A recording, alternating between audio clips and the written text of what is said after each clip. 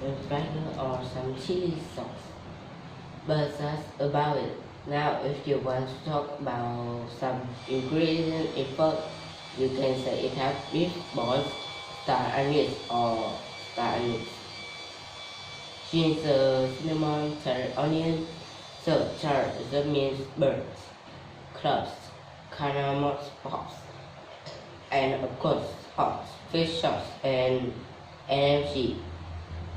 And the way they cook the broth is they simmer everything for a long time, so I can explain exactly how it's cooked because I don't really know.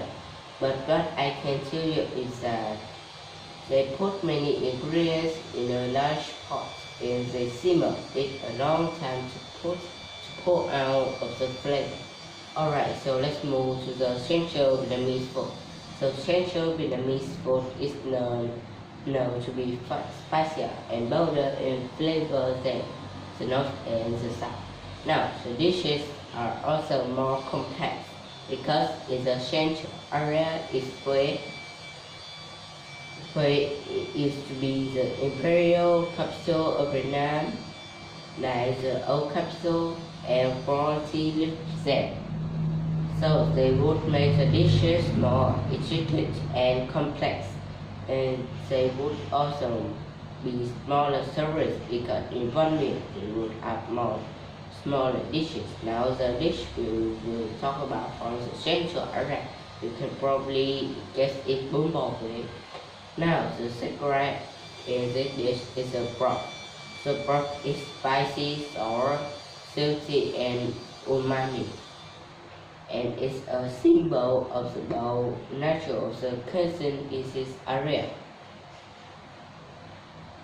Unlike the clear broth of the broth of pho, the broth of bún bò Huế is red, and that is from another seed.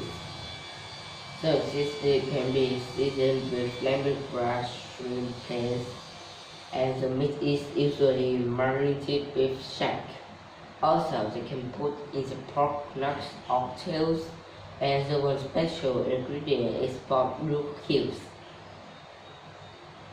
Or I could find for the English word, so this word pork blue cubes. It doesn't sound very, but what it is that.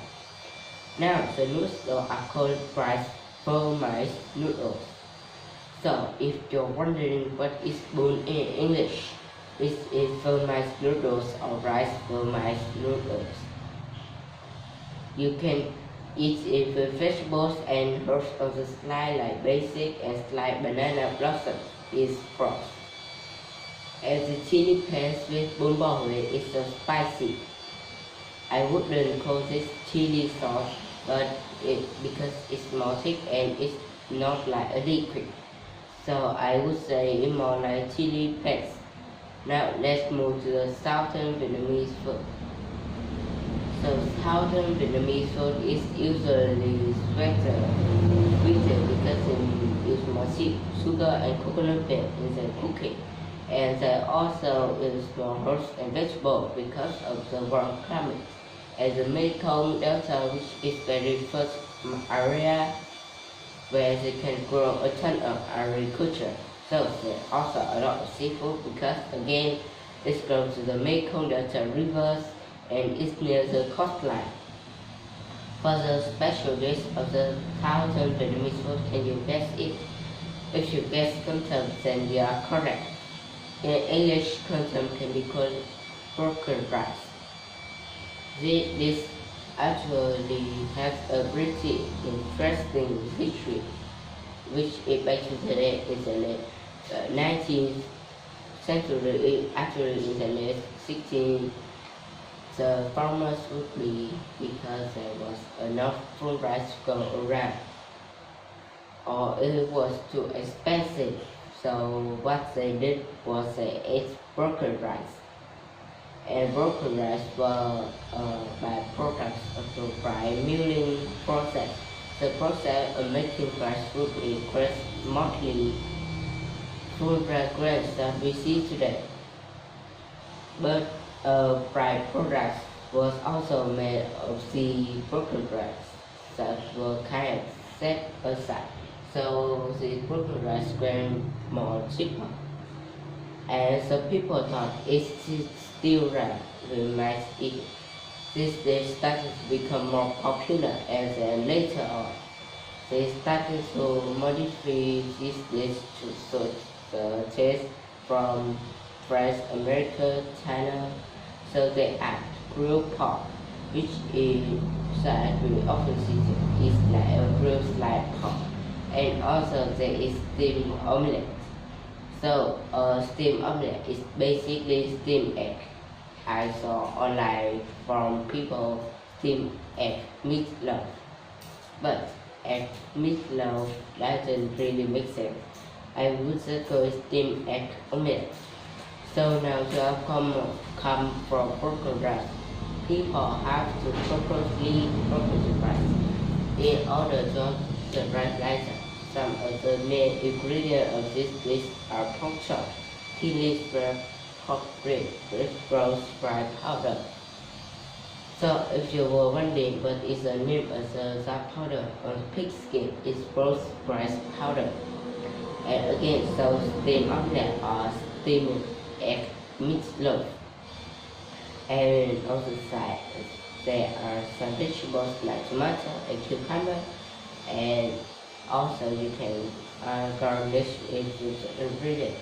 There's also usually a sweet chili dipping sauce that can be made from garlic, chili, sugar, vinegar, and a bit of water. So that's about some stuff. A lot of important information about Vietnamese food. I know it's not everything. I know where there were many things simply because we don't have the time to talk about it. There's so many interesting things about Vietnamese food, but I hope that was useful for you. And now I will tell you guys which food I like more.